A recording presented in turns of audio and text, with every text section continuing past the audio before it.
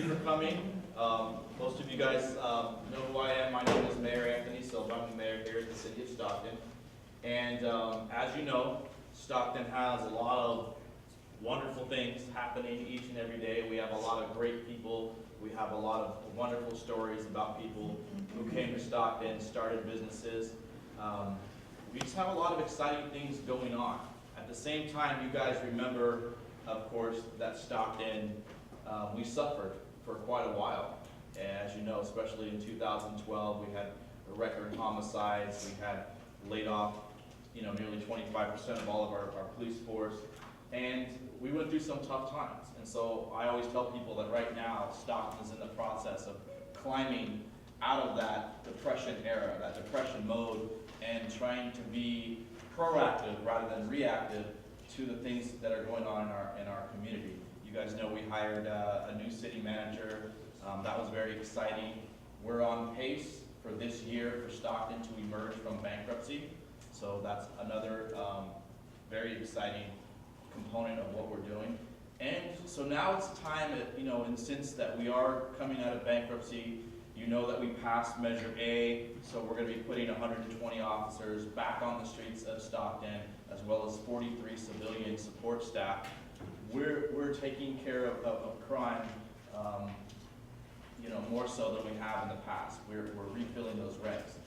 So once you're trying to meet the needs of bankruptcy, and once you're really tackling the crime problems here in Stockton, there comes a time where we need to start talking about the things that nobody wants to talk about. And we need to talk about the things in our community that people they know is an issue, they know is a problem, but they don't know how to quite deal with it and start the talks. And so, for instance, we know that two of our most troubled areas in Stockton, one would be Wilson Way, with the prostitution, a lot of crime out there, and two would be right here, just like literally 30 seconds away from City Hall, what I call the gateway of South Stockton. When you come down Highway 4, you see McDonald's, you see some of the labor workers some of them are allegedly waiting to go to work.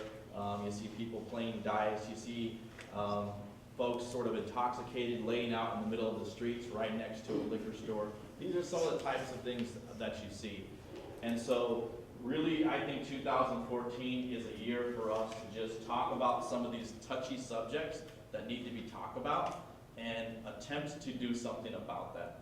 And there's people in this community as of late that have really not just done all talk, but then have really gone out and volunteered. And I'll introduce a number of those people. Jerron Jordan's in the chambers, and Jerron just the Saturday before last organized over 100 volunteers, and we went out to the Mormon Slough, and we just picked up the nasty trash and just all kinds of nasty things that you can imagine that's in that slough. And we picked it up. We got dumpsters donated. He got Sims Metal to come out and bring bomb cats and garbage cans. And we've done similar things like this before. So there are good things being done in Stockton. As the mayor, my job is sort of be the cheerleader. And I'm not as good as past mayors of being cheerleaders and running to, wine and cheese events and cutting ribbons. I'm more of like someone that just really goes out and just tries to do things. And so we don't always hear about the positive things that happen in Stockton, because let's be honest, a lot of media outlets, their way of selling media or stories is they got to create hype.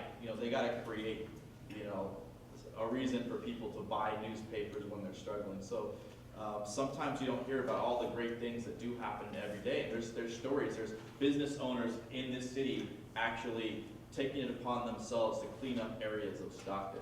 And so, I want you guys to know that I'm somebody that, I started out on Kelly Drive. You guys know where Kelly Drive is.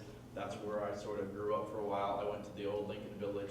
I've lived on Madison Street, like 5 minutes from City Hall. I lived on Fremont and Filbert Street. I lived behind Franklin. So I've lived in all these neighborhoods. I know all these stories. I know what's really out there.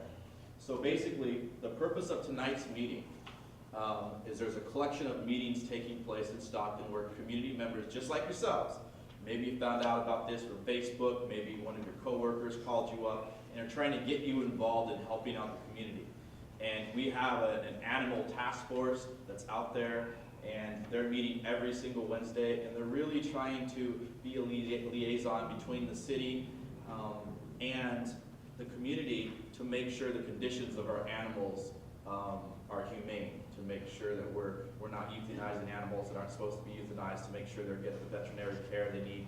So that's one committee that's going out there. We have a charter committee. You guys might not know it, but your city is governed by a very, very old document called the city charter, and it determines how, the city operates.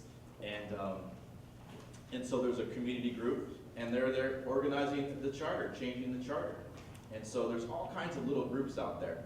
And so the purpose of today's meeting is you guys are here because you're interested in the homeless. And no matter what anyone tells you, we have a huge homeless problem here in Stockton, plain and simple.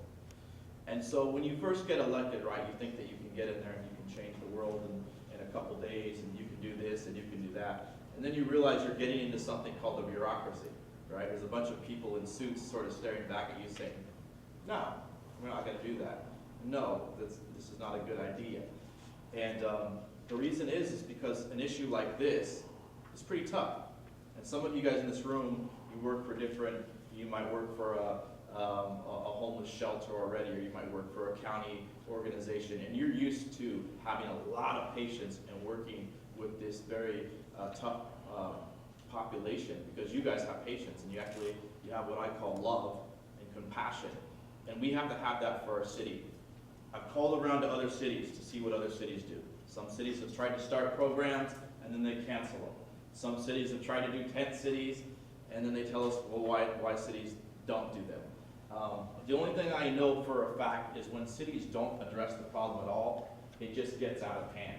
And so right now we're finding that a lot of folks are stealing all the metal, all the copper wire at local businesses, and they're recycling them.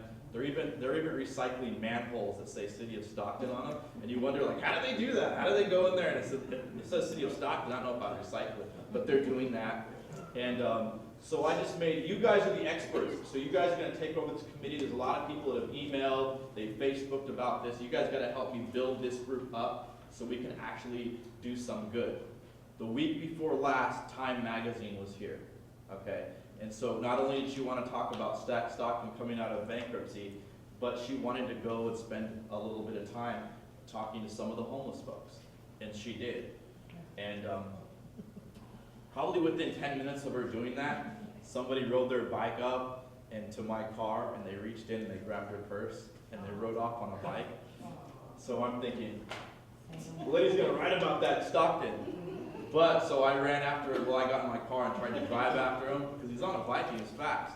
But the people at the end of the street, some of the folks down there, they actually got the guy, and they brought the purse back. And so I thought that was a good story. So she actually wrote about it. And she goes, you know what? I talked to some of these homeless folks, and you know what? They were just like you or me. Some of them lost a house, some of them had another job. And Jason here in the front row, some of you guys have one of those articles about that it's cheaper. This was from the Huffington Post, that housing the homeless is actually cheaper than doing nothing.